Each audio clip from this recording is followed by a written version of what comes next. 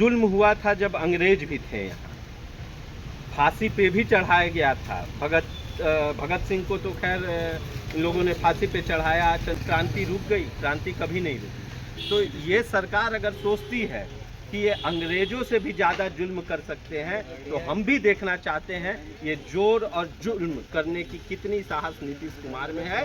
हम लाठी खाए हैं, कल आपकी बंदूक की गोली भी खाने के लिए तैयार रहेंगे।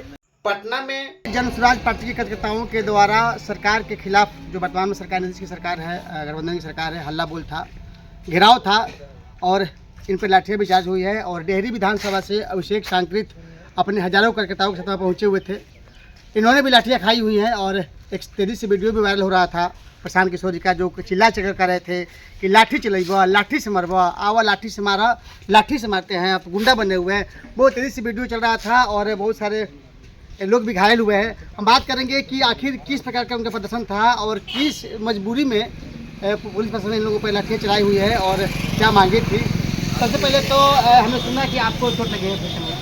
जी, मेरे पैर में चोट लगी है, अभी क्रैक बैंडेज जो होता है वो हमने लगाया हुआ है और हड्डी में थोड़ी चोट है।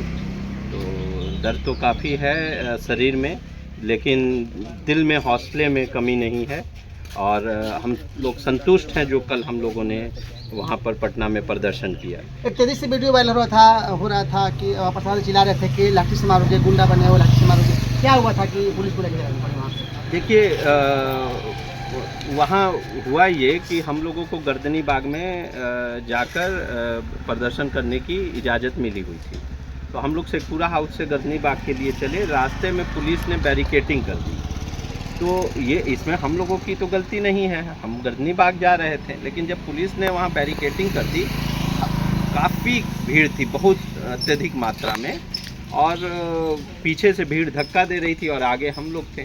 तो हमारी मजबूरी बन गई कि जो अगर सामने कोई रुकावट है उसको तोड़ के आगे बढ़ा जाए, क्योंकि उसमें जान जा सकती थी, भीड़ पीछे से दबाव दे रही थी। तो हम लोग, पुलिस ने यही गलती की कि रास्ता रोक, तो हम लोग इसको बैरिकेटिंग को तोड़कर आगे बढ़े और जैसे ही आगे बढ़े वहाँ पे पुलिस ने लाठीचार्ज कर दी।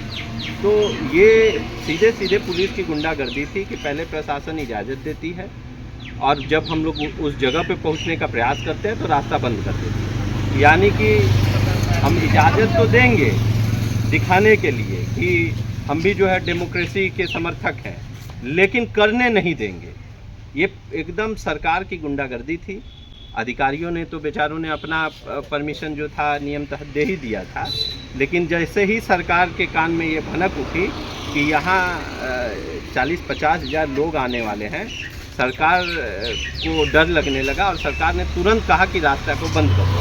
तो नीतीश जी के सीधे फरमान पर अधिकारी जो थे वहाँ पुलिस के, उन्होंने वहाँ पे बिना तैयारी के अपनी गाड़ियों को लगा के बैरिकेटिंग किया। हमारी 3 मांगे थी और ये हमारी मांगे नहीं थी, ये नीतीश जी के वादे थे जनता से। नीतीश जी सुशासन बाबू के रूप में जाने जाते हैं। तो नीतीश जी ने 3 वादे किए थे। पहला वादा था कि 2 लाख रुपए 94 लाख लोगों को देंगे।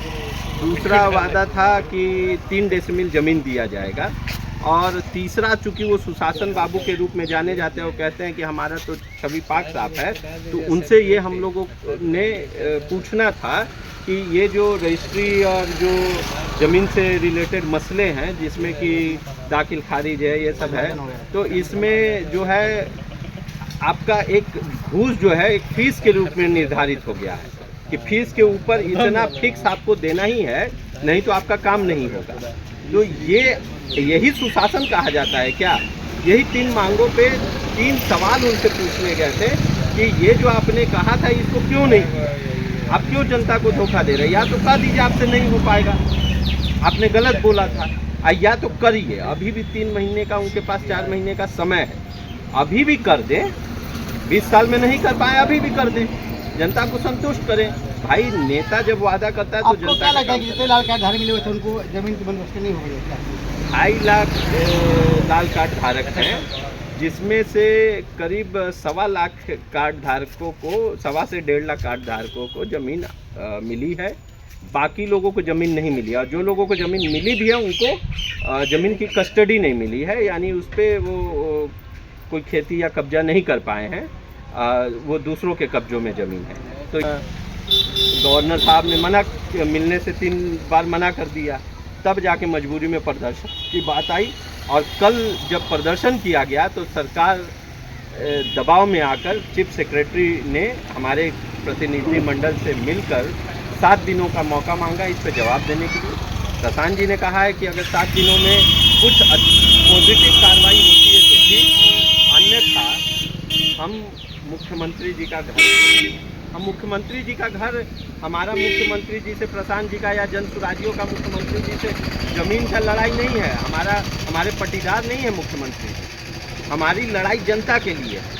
2 लाख रुपए प्रशांत जी को नहीं चाहिए, अभिषेक को नहीं चाहिए, 3 डेसिमिल जमीन भी नहीं चाहिए हम लोगों के पास पर्याप्त है। हम लोगों को हमारी लड़ाई, जो हमारा ये परिवार है, बिहार का परिवार, इसमें जो गरीब पिछड़े लोग हैं जिनको ये सुविधाएं नहीं मिल पा रही हैं, उनको ये मिले, ये उनका अधिकार है, उनके लिए। ये सवाल उचित है, लेकिन कहा जाता है कि वर्तमान सरकार सुशासन की सरकार है, इसके बावजूद भी छात्रों को लाठियाँ मिली, किसानों को मिली, खुद पुलिस वाले को हक के लिए लड़ाई लड़ना पड़ता है, उनको लाठियाँ मिली। तो इन लाठियों के बीच में आप कैसे सरकार सवाल कर पाएंगे या जवाब दे पाएंगे? आपको देखिए, बिल्कुल हमको भी चोट लगा है शरीर पे, दर्द है शरीर पे, लेकिन हौसला बुलंद है। जुल्म हुआ था जब अंग्रेज भी थे यहाँ, फांसी पे भी चढ़ाया गया था। भगत सिंह को तो खैर इन लोगों ने फांसी पे चढ़ाया, चंद्रशेखर आज़ाद को गोली मार दी। चंद्रशेखर जी इन लोगों से बचने के लिए खुद को जब उन्होंने गोली मारी, तो इस तरीके के तमाम हमारे को इन लोगों ने प्रताड़ित किया। लेकिन क्या क्रांति रुक गई? क्रांति कभी नहीं रुकी। तो ये सरकार अगर सोचती है कि ये अंग्रेजों से भी ज़्यादा जुल्म कर सकते हैं, तो हम भी देखना चाहते हैं ये जोर और जुल्म करने की कितनी साहस नीतीश कुमार में है। हम लाठी खाए हैं, कल आपकी बंदूक की गोली भी खाने के लिए तैयार रहेंगे। हाँ, कंधे में लगा था। हमारा नाम विनू कुमार सिंह पड़ेगा। कंधे में लगा था, 2 डंडा लगा था। खैर नीतीश बाबू का दिमाग देखिए सही तरह से काम नहीं कर रहा है। खैर उनको जो करना है करने दीजिए। हम लोग का तो गुरु है प्रशांत किशोर जी, हम लोग उनके अनुसार चलने वाले हैं। अभी देखिए हम लोग वापस जाने वाले हैं, हार तो नहीं मानेंगे। तो हाँ, वापस जाएंगे, लाठी खाएंगे, जान जाए तो जाए, लेकिन हटेंगे नहीं। चलिए, जन सुराज पार्टी का कार्यकर्ता है और रेली विधानसभा से गए हुए थे और कह रहे हैं कि अगर हमारी मांगों को लेकर के सार्थक जवाब नहीं मिला तो फिर इस बार उनके आवास का घेराव किया जाएगा और लाठी डंडे पड़े या गोलियां खाए, लेकिन इस बार फिर मुख्यमंत्री के आवास का भी घेराव ये लोग करेंगे।